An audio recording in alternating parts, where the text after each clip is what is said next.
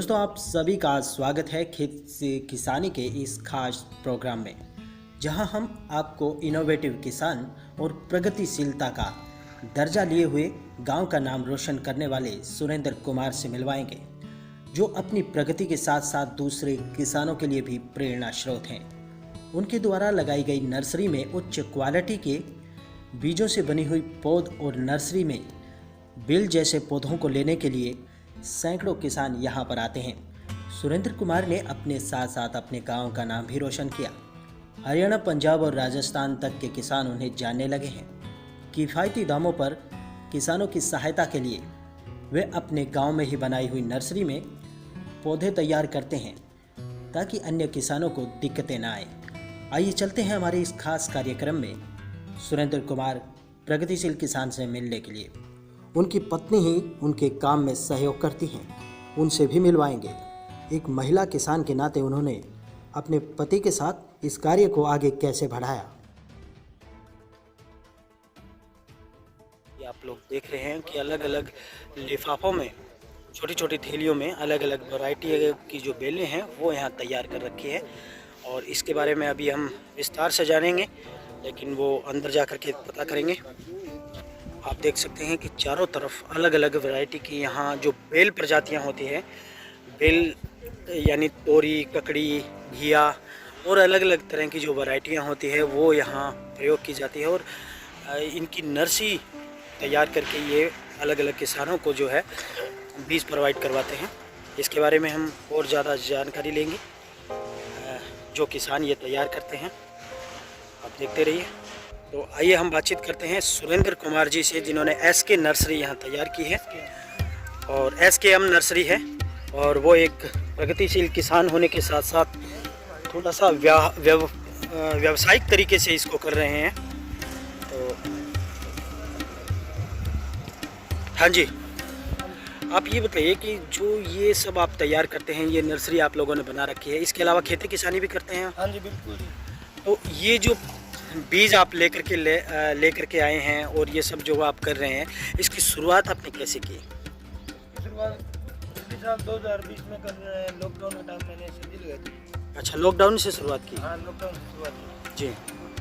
तो क्या आपके दिमाग में क्या आइडिया आया, कैसे आप लोगों ने मतलब इस तरफ कदम रखा कि परंपरागत जो खेती है उसके साथ साथ हमें ये जो बागवानी है और या फिर जो ये बेल और नर्सरी का जो काम है वो शुरू करना चाहिए? सबसे पहले आपके दिमाग में ये आइडिया कैसे आया? दिमाग में तो आइडिया यही है सर, एक फसल को बीजते हैं तो उसकी ज़मीन भी खराब होती है जी। जैसे बागवानी होगी, बाग हो गया, उसमें हमें बेनिफिट अच्छा है। अच्छा, और ज़मीन भी नहीं मरती, बेनिफिट अच्छा रहता है। परंपरागत जो खेती है उससे हट करके इसमें ज़्यादा फायदा है। ठीक है। तो इसके अलावा सब्जियों की आप सब्जी का उत्पादन भी करते हैं? हाँ बिल्कुल सर। अच्छा, क्या रहता है उत्पादन में? मान लीजिए अगर एक किसान है, जो सामान्य किसान है, जो नरमे की बुआई करता है, और अगर वो सब्जी लगाता है तो सालाना वो कितनी इनकम ले सकता है? सालाना तो इनकम वैसे तो 6 मंथ की पड़ जाती है, 1.5 लाख एकड़ निकल जाता है, और जैसे कोई तरबूज वगैरह हो गए, हाँ जी, उसका तो ज़्यादा ही निकलता है, 3 लाख के प्लस से निकल जाता है। 3 लाख प्लस प्रति एकड़ निकल सकता है। निकल सकता है। लेकिन अगर जो हम दूसरी जो परंपरागत खेती है, मान लीजिए नरमा कपास है, उसका कितना रहता है? उसका तो 45-50 हज़ार रुपये।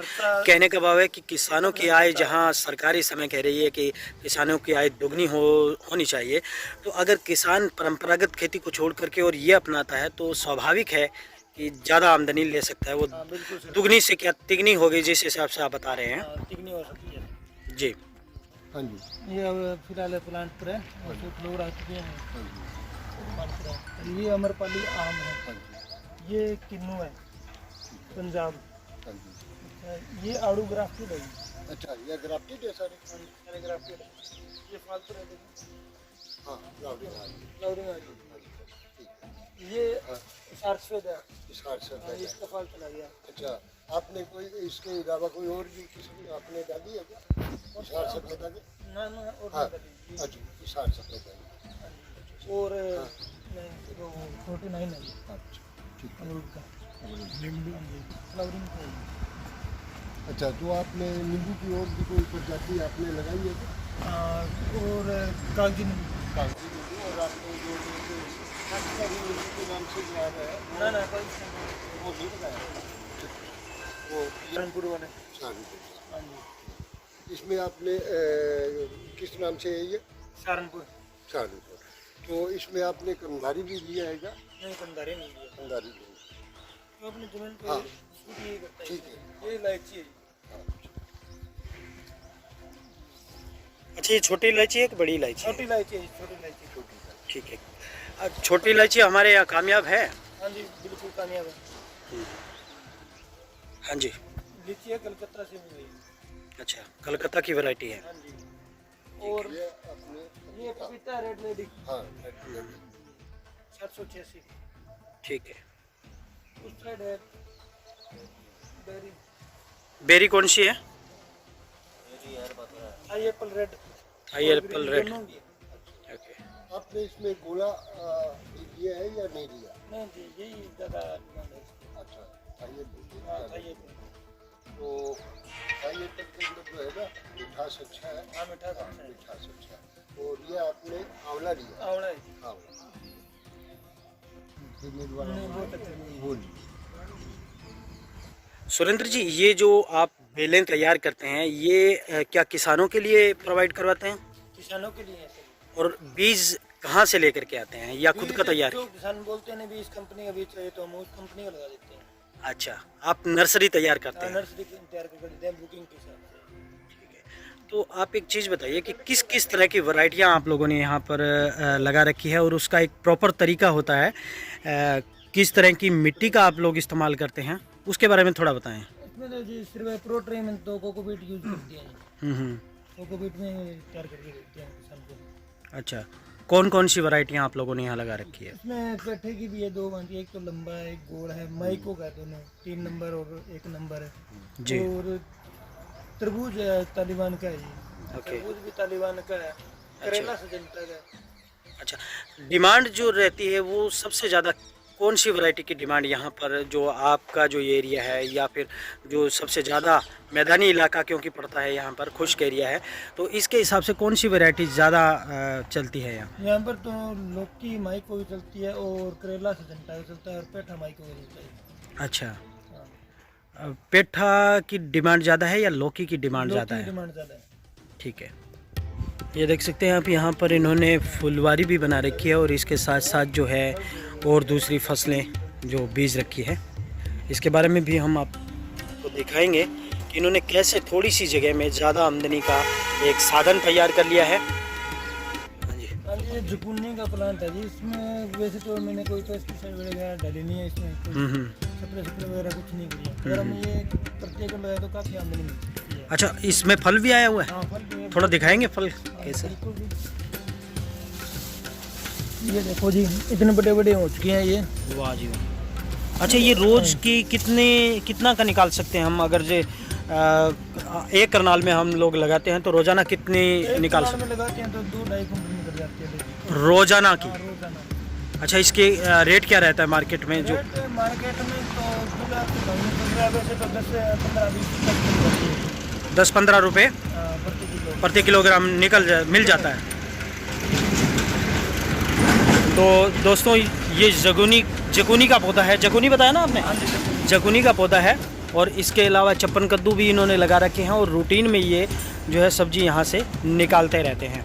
और सबसे बड़ी और ख़ास बात यह है कि इसमें किसी तरह की पेस्टिसाइड का प्रयोग भी ये लोग नहीं कर रहे हैं। आप सामने देख सकते हैं, ये भिंडी के जो है इन्होंने पौध लगा रखे हैं और पौध भी ये तैयार कर रहे हैं, दूसरे किसानों की मदद भी करते हैं एक प्रकार से, क्योंकि कई बार ऐसा रहता है कि किसान जो है वो, हाँ जी, हाँ, ये देखिए दोस्तों, छोटी सी बिल्कुल छोटा पौधा है लेकिन फिर भी इसने फल उठाना शुरू कर दिया है। और जो हम बात कर रहे थे बेलों की, ये देखिए जैसे इन्होंने पूरी एक जगह पर इकट्ठी बेलें लगा रखी है। इसका कारण ये रहता है कि कई जो किसान हैं वो बेलें नहीं लगा सकते।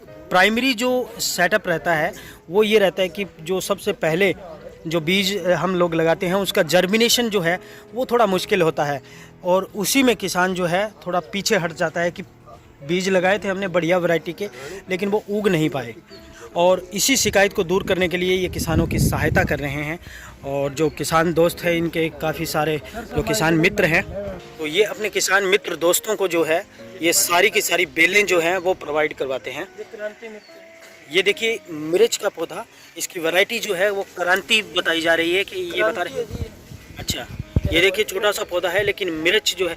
अच्छा, ये एक बात बताइए, ये लाल ही तैयार होती है ना जी? पहले ये काफी टाइम हुआ लगे हुए। अच्छा, हरी होती है लेकिन बाद में लाल हो गई है। ये देखो इस तरह होती है। ओह, देखिए ये छोटे से पौधे हैं और इनमें दोस्तों इसका एक और रीज़न भी रहता है कि आप चाहे तो किचन गार्डन बना सकते हैं और घर में आपके छत पर और घर में कहीं पर भी ऐसी जगह है तो आप गमलों में जो है ये वैरायटियां तैयार करके और लगा सकते हैं।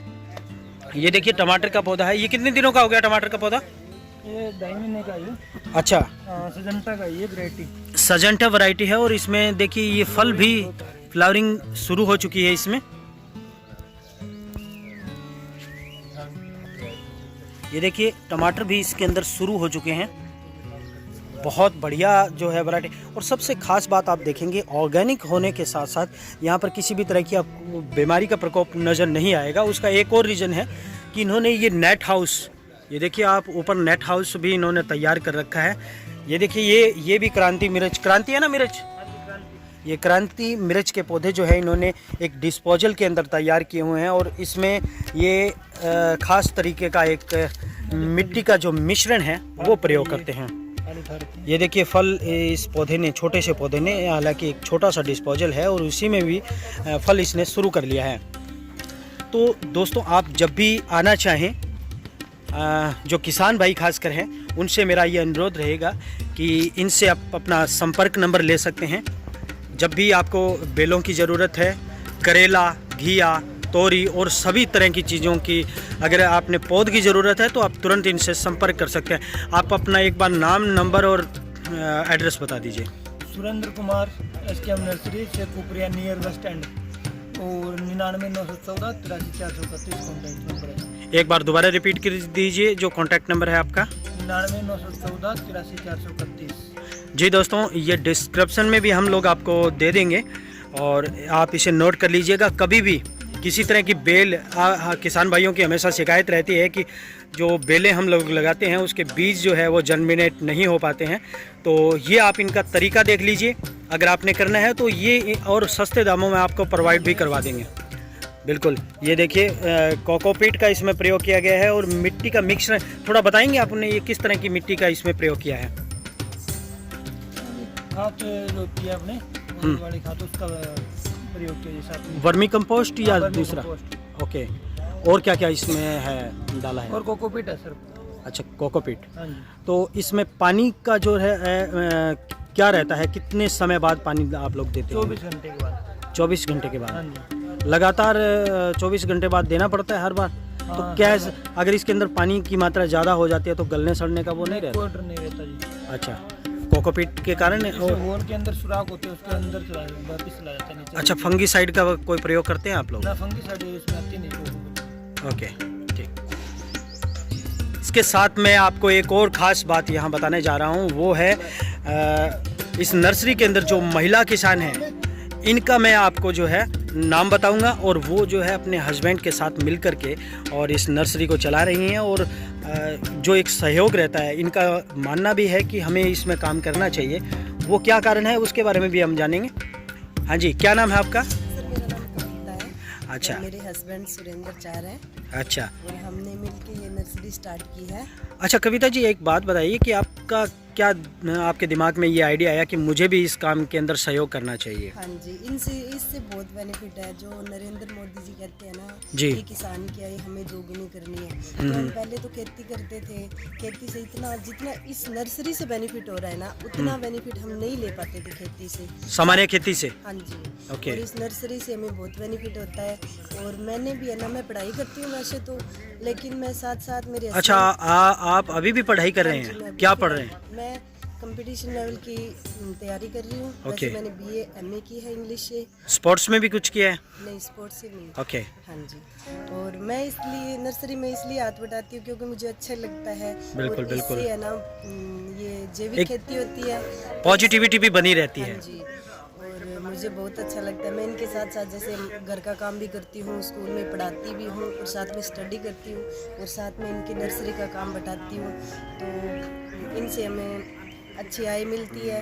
और जो जैविक खेती होती है, जैसे आजकल सब्जियों में ज़्यादा जहर की जैसे ज़्यादा स्प्रे वगैरह करते हैं। हाँ, बहुत ज़्यादा इस्तेमाल होता है। इनसे हम जैविक खेती से हमें नहीं, पूरे मतलब गांव को और पूरे जो साथ लगते गांव जिनको अभी पता है ना, वो इन नर्सरी से पूरा बेनिफिट उठा रहे हैं। अच्छा, वो जो यहाँ मान लीजिए जैसे आप सब्जी तैयार करते हैं तो वो लोग आसपास के जो घर वाले हैं वो लोग लेकर के जाते हाँ होंगे। जी, अच्छे से बहुत लेके ठीक है। जाती है। हमारी बहुत सब्जी बिकती है। और पहले हमने पिछले ईयर में हमने सब्जी लगाई थी खेत में, वो काफ़ी ज़्यादा सब्जी बिकी थी हमारी और इतनी डिमांड हुई थी उस सब्जी की, कहते आगे यही सब्जी चाहिए। हमारा बीज जो हमने सब्जी तैयार की थी उसका बीज भी हमने घर पे तैयार किया है और वो काफ़ी लोग लेने के लिए आते हैं, कहते हैं आपने जो सब्जी लगाई थी उसी का बीज चाहिए हमें। ओके। अच्छा, एक बात बताइए कि जो लॉकडाउन था, लॉकडाउन के दौरान कई बार क्या रहता था कि सब्जियों की और कुछ खाने पीने की बहुत ज़्यादा दिक्कतें आई थी। तो मुझे जैसे आपके हस्बैंड ने भी बताया था कि हम लोगों ने शुरुआत जो है वो लॉकडाउन से करी थी। तो क्या ये कारण रहा था कि लॉकडाउन की वजह से ही आप लोग इस फील्ड के अंदर आए या पहले से ये सब कर रहे थे? हमने पहले से भी सोच रखा था ये। ओके। हाँ जी, और हमने स्टार्टिंग लॉकडाउन से की थी। हम ठीक है। काफ़ी मतलब 2 साल से सोच रहे थे नर्सरी करने के बारे में।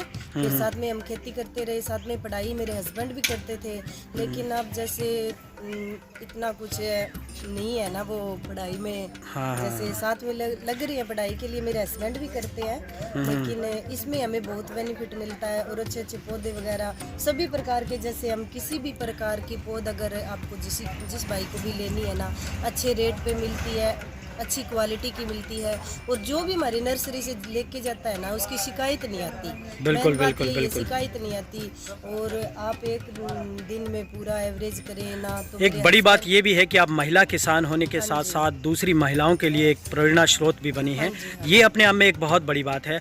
और जो क्योंकि अभी महिला दिवस भी वैसे तो चला गया है, लेकिन महिला दिवस हमारा ये मानना है कि हमेशा हर रोज़ महिला दिवस होना चाहिए। तो इसी को लेकर के हम आपसे एक जानकारी और लेना चाहेंगे कि आप महिलाओं को क्या संदेश देना चाहती हैं, अपनी साथ की जो महिलाएं हैं, आपके जिस तरह की महिलाएं हैं जो आपकी तरह काम करना चाहती हैं, उनको कोई ख़ास संदेश आप देना चाहें? हाँ जी, मैं यही महिलाओं को संदेश देना चाहती हूँ कि जितना हमसे अपने जैसे खेत में हो चाहे नर्सरी में हो, जितना हमारे घर वालों को सपोर्ट दे सके उतना हम सपोर्ट दे भी रही हैं। हम साथ में पढ़ भी रही हैं और हम जितना महिलाएं कर सकती है ना उतना कोई नहीं कर सकती। बिल्कुल बिल्कुल। हाँ जी, जितना महिलाएं सहन कर सकती है उतना कोई भी नहीं कर सकती। हम टोटली घर का काम कर सकते हैं। मैं पढ़ती हूँ फिर भी मेरे को घर का टोटली काम आता है। अच्छा, पशुपालन का भी हाँ आप लोग जी, करते हैं? पशुपालन भी करती हूँ, दूध निकालना सब कुछ काम करते हैं। ठीक है जी।